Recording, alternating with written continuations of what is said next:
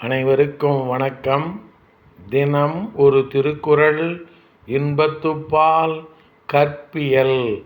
அதிகாரம் 129. புணர்ச்சி விதும்பல். குறள் எண் 1289.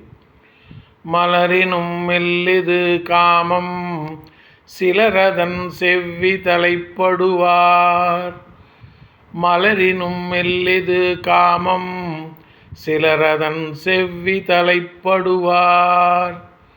மலரை விட மென்மையானது காதல் இன்பம். அதனை அறிந்து அதன் பயனை பெறக்கூடியவர் உலகில் சிலரேயாவர்.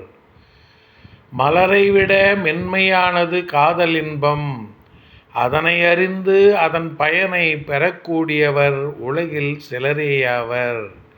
நன்றி, வணக்கம்.